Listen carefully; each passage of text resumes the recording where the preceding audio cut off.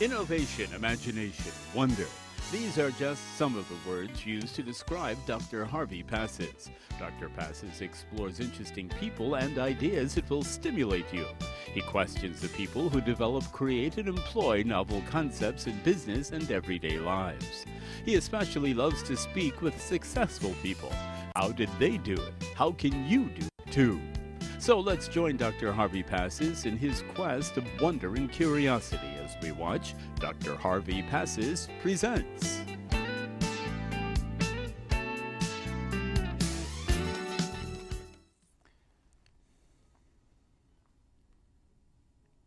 Recently, I was at a meeting of different various business people, and it was very interesting because there was an individual who got up to speak to the group on a fascinating topic. You really wouldn't believe that a group of business people would get together and listen to a subject on bullying. That's right, bullying.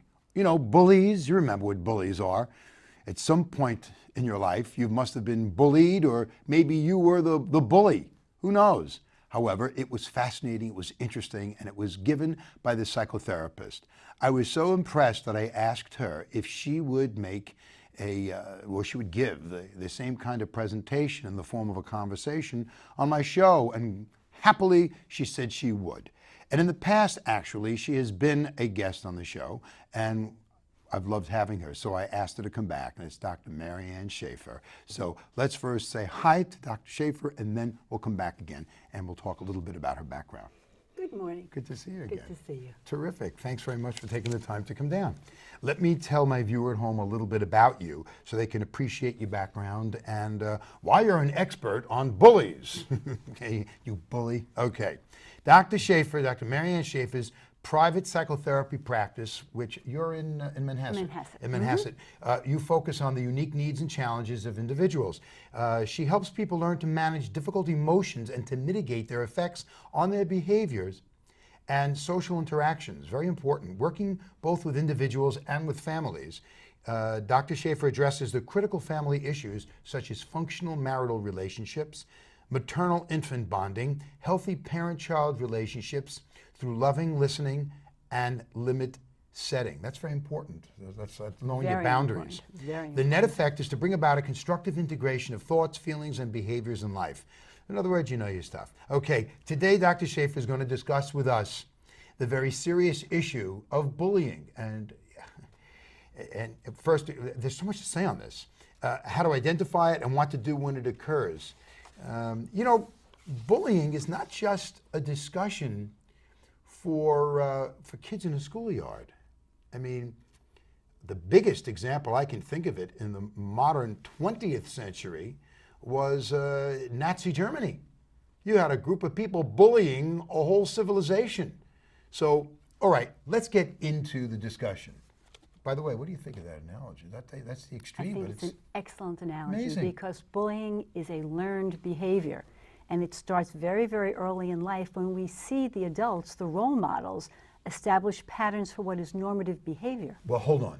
Let's go through the discussions that I've had with you previously. I don't want to get ahead of ourselves here. And if I see you giving a $25 word, I'm going to hold you back and make it into a 25-cent word. Fair enough. All right, I don't want that. Okay. Now, what do you say when people say, you know, when there's a bullying going on, kid comes home from school and doesn't want to talk about it, whatever.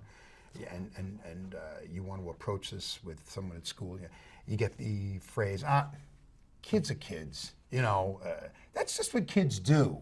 I mean, how do you differentiate between kids are kids and just bullying or fooling around in school and bullying?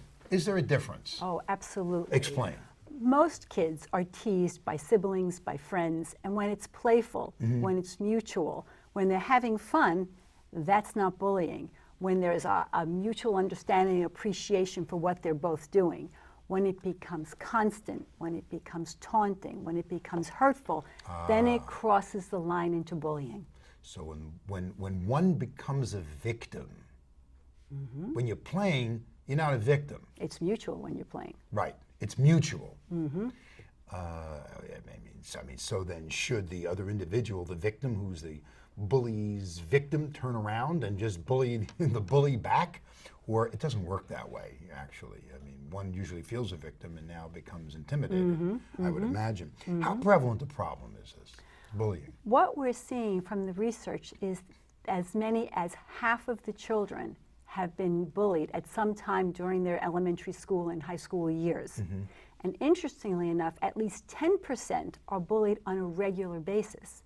So when we move out from those figures, we have millions of children who are bullied across race, across socioeconomic status, and it's a very, very prevalent problem in our times. What about husbands that are bullied by their wives? We'll get to that some other show. Okay, next show. Now, let's go to definitions first before we can move on. We all get a sense of, we know what bullying is, but let's define it. What is bullying? Bullying is tormenting that goes on in a relentless way. It is verbal, it is behavioral, it is psychological.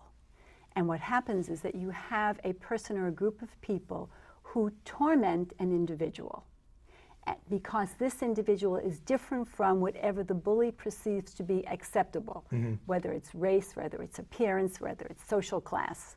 And that victim becomes the target. Is there, part of this definition, an unspoken inherent threat of physical violence that doesn't occur? Or, because I did not hear you say anything about physical attack with bullying. I heard verbal and emotional. Verbal, emotional. Is there a physical attack involved? Absolutely, absolutely. Okay. It's always there. There's always that possibility. The possibility. The possibility, or the threat of the possibility. Okay, okay. Okay. Now, does social standing come into this picture at all? Social standing comes into the picture to the extent to which the bully perceives the victim as different. And based on the extent to which he or she identifies a different social class as being problematic or being something to be targeted, yes. But is not necessarily the significant variable. It could be appearance, it could be behavioral situations or styles, it could be attire, it could be any one of a number of things. What about cyberspace bullying? Because I remember in the news about a girl, I forgot where it was, and this was only months ago, I believe. Very recently, very, very recently. She was taunted on the internet by someone who she believed was a peer, a kid. And it was not. And it was not. It turned out to be a mother. Yes. And it taunted this girl, bullied this girl so much on the internet that she killed herself. Yes, yes. Talk about that. I mean, is this prevalent? Is this really so unique that we need not think of it? And how does that happen? Well, when we have children and teenagers who are involved with electronic equipment to the extent to which they are today, then you have something that becomes a pervasive dynamic. In other words, it's all over the place. The children are on emails, IMs, the computers, chat rooms, text messages. They're very alone when they're working with electronic equipment, and they're that much more vulnerable, while they simultaneously know that other people are witnessing it. So if an insult is spread through a chat room or through a social network, it's not just that individual, as terrible as it is, the victim, but it's everybody else who's involved in that chat room. Boy, there's so much to talk about here. Okay, I have like 3 questions at once to ask you. First, and I remember when I did a show with the Nassau County Holocaust Museum, a Tolerance Center and Museum. We were speaking about World War II, we were speaking about Nazi Germany and what happened to the Jews and others.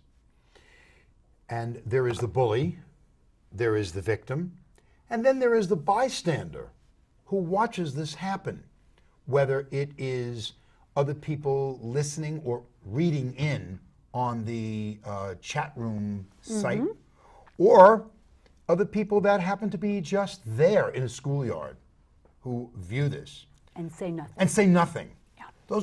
Talk about that. I mean, how culpable are the people surrounding the individual Well, who's being victimized? My thinking is we all have responsibility either by participating or by working to stop this kind of behavior. So whether it's in the schoolyard or it was in Nazi Germany, when you have a bully targeting a victim and tormenting them, and there are other people, children, teenagers, adults, we are, by our omission, by not saying anything, reinforcing the bullying behavior. Because no message is a message. It's, I won't say anything, I won't do anything, I'll look the other way, maybe I don't like it, but it's okay because I'm not going to do anything about it. And it gives the bully power. My feeling is that what you're saying is so, and there's possibly another component, and that is that individuals watching are fearful that they're going to get the wrath of the bully. Absolutely. Okay. And when they don't want that. They don't want that, but the more that those who observe it say nothing, the more power we give the bully, and we increase the likelihood that somebody else is going to be bullied very quickly. And that's why children need to be taught how to deal with a bully early on, which we'll be talking about in a few minutes. Okay, again, so many questions. Go back and then we'll end it and we'll go to more with dealing with this. What does one do with cyberspace bullying? I mean, I'm under the impression if you get an email from someone, excuse me, it will have the sender's address so that you will know who the individual is that sent it. Am I being naive? Sometimes you will know, but you won't necessarily know because the address may be a name that is unfamiliar to you, while it may be a person whom you're familiar with. And when we're talking about children and teenagers, we need to go directly to the schools and have the school work with the family to stop it, because it has to start from the top down. The principal, the school counselors, the teachers, the families, and the children. Okay, so your child comes home from school and you see your child get off the bus and you know that your child's behavior is not right. The child looks sullen, looks a little withdrawn, is not the same like, hi mommy, hi daddy, I'm home, and what have you got the snack? I don't want to go back to school. I don't want to go on the bus. I don't, How does a parent deal with this? How do you know if your child is a victim? Because many times the child, I have to assume, feels embarrassed by this or doesn't want to speak about it. Is this correct? Absolutely. Yes, it is correct. Talk about this. When our children's behavior is off, is a little different from what we're accustomed to seeing, we need to talk with them. What's happening? What went on? How was your school day? And lots of times children grunt. They don't really answer questions. Exactly. It's fine, Mom. It's fine. Right. Well, what was the fine like? Anything funny happened today? No, but nothing. When we're talking with our children, it's important that we not start asking them questions and having discussions with them the day they come off the bus looking forlorn, withdrawn, depressed, or anxious. That has to be done long before anything is problematic. And I always say to families that I work with, do everything you can to have dinner together. Sit across from the table, look at your child, really know his or her expressions when they're happy, when they're down, when they're preoccupied, or when they're just vegging. Look in their eyes, know those expressions. So over time, as they mature and as different situations come up in school, a parent will have a better read as to whether it's just one of those off days, whether they're overtired, or there's something really serious going on. And then you can always go in the back door. In other words, if you've seen a TV show, you can share an anecdote and say, oh, have you ever experienced anything like that? Have you ever seen that go on at school? What do you think about that? How would you handle it? What do you think would be the toughest part of that? Talk and talk and let them know how important it is to talk, whether it's to a parent, to a friend, to a relative, to a teacher or counselor, or to a minister, priest, or rabbi. Let's take the flip side. Right now we're focusing on the victim. Let's talk about the bully. What if you find out that your child is a bully? You're called down to school and principal says, he's been doing this, been doing that, and we got a letter from this kid's parents saying this has got to stop. What do you do now with your child who is a bully? Okay, first of all, as a parent, you need to work with your child and with the school.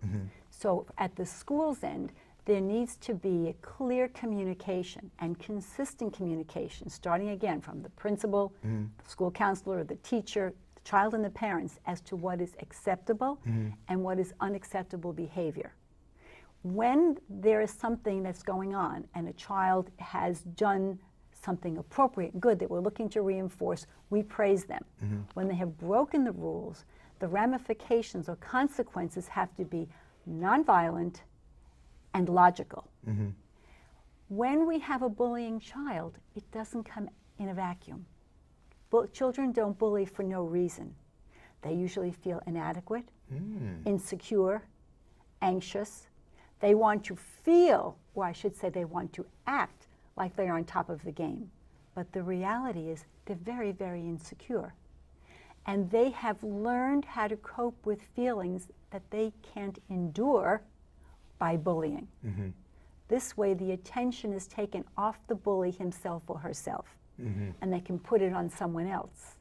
Interesting. Yeah. Now, you just said his, his self or herself. Let's talk about girls and boys. Do girls and boys have a difference in the way they bully? Or it's the same? I mean, bullying is bullying, no matter what sex. No, actually there are gender differences. Explain. Boys will, regardless of the gender of the victim, bully on a physical level. Girls generally bully other girls and do it in a verbal way. They, as a rule, don't get physically involved, but not never. Not never. Generally. Right. Would you find a girl bullying a boy, or vice versa? Well, that's kind of unusual. The bullying takes on a very different role in terms. It's not as evident. Girls can be very cruel. No kidding. Can be very vicious, and we're hearing it now at younger and younger ages. Right. We're not talking about women. We're not talking about college students. We're talking about young children, little girls who are very vicious with one another and with the boys. But it's verbal. Is there a profile that one can see for a bully? Is you know, like the FBI's got profiles of a serial killer, profiles of, is there a profile of a bully that one can see, go, yeah, that person looks like he's going to be a bully? Bullies tend to be very dominant and tend to be outspoken because they're looking to take the attention off themselves. But they also come oftentimes from families where there are problems, where difficulties are solved by arguing, by yelling, by screaming, insults, and put down. Yes. Oh, I see what you're saying. So they're raised into this kind of behavior. So much of it is learned behavior, but bullies are not always aggressive. Oftentimes they're quiet, they're very subtle, and they're assessing situations to see when they can move in to create problems without bringing attention to themselves. So it isn't an absolute description. So I guess to identify the signs of well, there's two signs. There's the signs of the bully and the signs of the buller, of the victim. Of the victim. The victim. So the signs of the victim, just to conclude this, would be what then? I know we're going to be a little bit redundant here, but I think it would be interesting to hear it again. I think it's very yeah. important. What are the early warning signs, for lack of a better way of describing this, of the victim? Your victim, the target of the bullying, oftentimes becomes subdued. He or she might get depressed, be forlorn, become anxious, become nervous in situations and in ways that were atypical for him. They oftentimes lose interest in things they used to do, whether it's going to an after-school activity or walking through an unsupervised hallway at school, not participating in after-school events or going out with friends. We'll see serious health problems. With some students, you'll see irritable bowel syndrome develop. Some students will not go out of the house. You'll find their sleep patterns are disturbed. Their eating patterns are disturbed. They're not the same child. Interesting. So, some conclusionary comments. We've got more to cover, but some conclusionary comments. What I'm hearing from you today is that first, know your child. That's the first thing. Know who your child is. Have dinner with your children. Spend time with your children, talk to your children, get to know who they are. Next is look for any unexpected change in who they are. And when that happens, address it. That's the next question. How really do we address it when the child says, and I said, what's wrong? Nothing. Nothing. And finally, I don't want to talk about it. Okay. What do you do? As I said before, I really think that the preparation for this begins at a very early age. In a family, there are generally siblings, playmates come in, and there are always differences and disagreements. We need to start from an early age teaching children to talk, and to talk when they're upset, to talk when they're angry, so that they develop the tools. When I'm working with youngsters, I always say we have a toolbox. And in this toolbox, we're going to put certain tools that you can take out when you need them, whether it's in the playground, whether it's with a sibling, in the classroom, at home with mommy and daddy. We have to teach our children what clear and safe boundaries are for behavior, what's acceptable and what's not acceptable. And we need to give them guidelines as to what their choices are. In other words, do you have a choice to bully somebody or not? Do you have a choice to be quiet if somebody's bullying you or not? What is acceptable? You must speak up.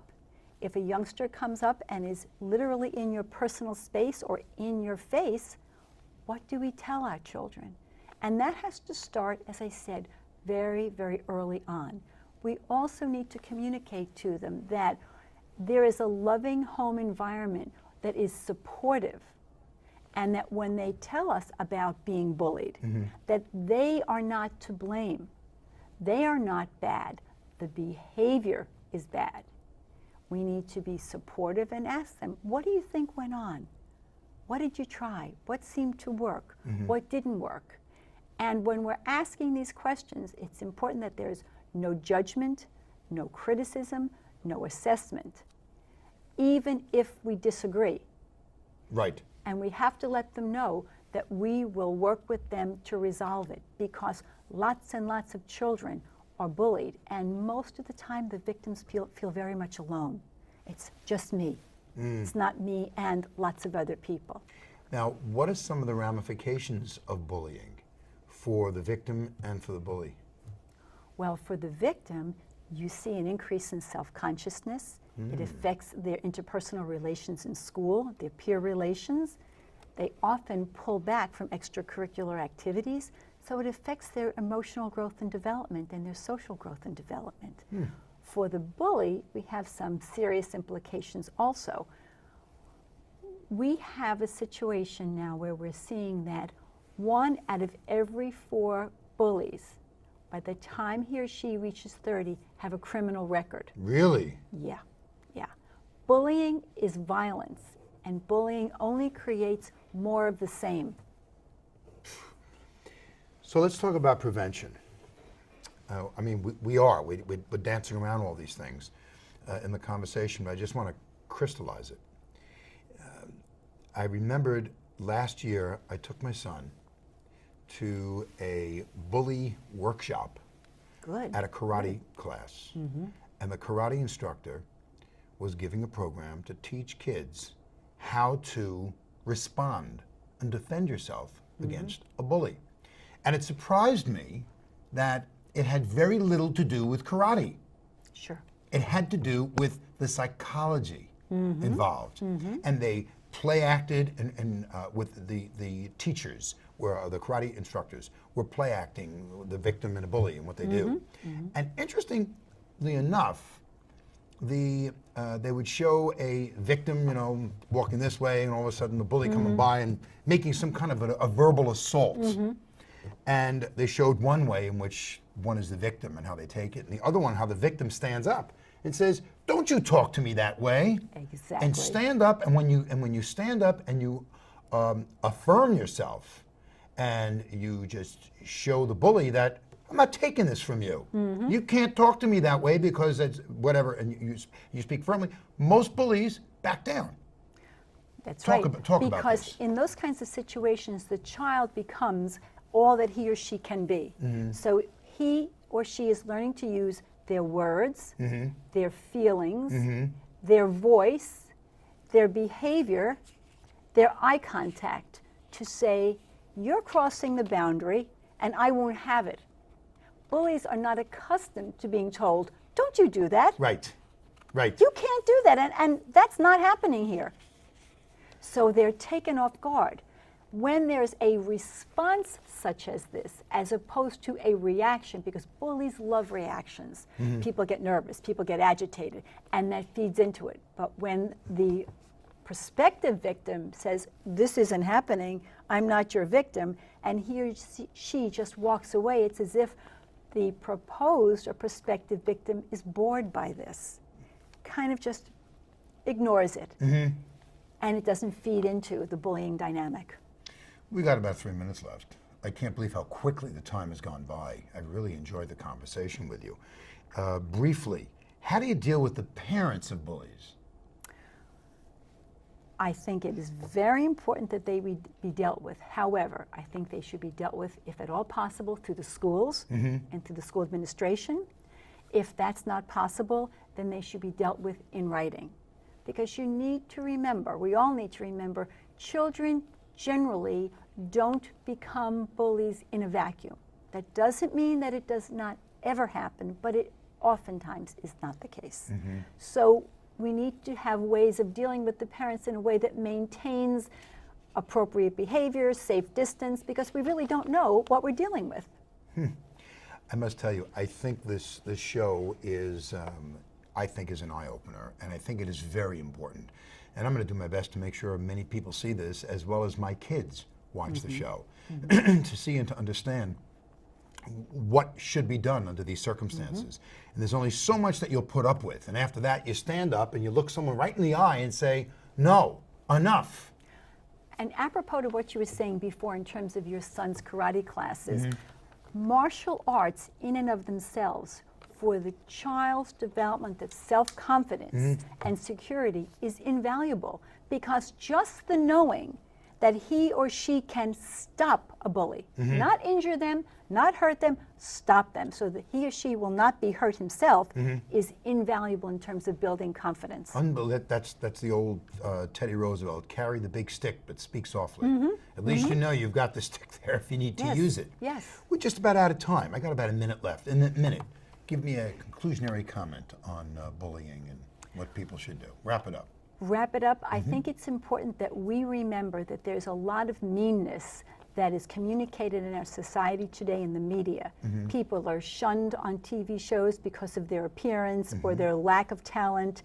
They're voted off. And our children are dealing with feelings, and such as those involved in relationships, sex, failure, rejection, while they're youngsters, and they do not have the emotional wherewithal and maturity to deal with this. So we as adults, because I think we all are role models for every child and every adolescent in our society, need to communicate positive role modeling and constructive problem solving. And when we witness something that goes on as bullying, especially when it's right there in front of us, stop it or object to it. Say, excuse me, what is going on here? Don't allow it to happen. Absolutely. Don't allow it to happen. It's important. And not to be afraid, because frankly, for the most part, nothing is going to happen to you. Nothing is going to happen. I mean, it's a different story if someone's got a gun. I mean, well, but now we're not talking about bullying. Right. But for the most part, these things are social intercourse. Sure. And you just say, listen, no more. I'm not going to take this. Cut it out. Enough's it's terrific. enough. Listen, I'm going to tell you something. I'm going to give you the highest compliment that I can give a guest on my show, and that is that I learned a lot from you today. Oh, that's the I'm best pleased thing to I hear can tell that. you. Thank so it's you. terrific. Dr. Maryann Schaefer, thank you very much. Pleasure. And Thank you. psychotherapist extraordinaire. I appreciate it. And when somebody bullies me, I'll give you a call and you'll fight them for me. Sounds fair. Terrific. Okay. Thanks very much. I appreciate it. My pleasure. I hope you got a lot out of it, because there's an awful lot that you can learn from this and use on a day-to-day basis for yourself and for your children. Okay, listen, we're out of time. Got to run. See you again next week. Dr. Pass is always saying, whatever you do, like Dr. Schaefer, do it with passion, or what's the use? See you again next time.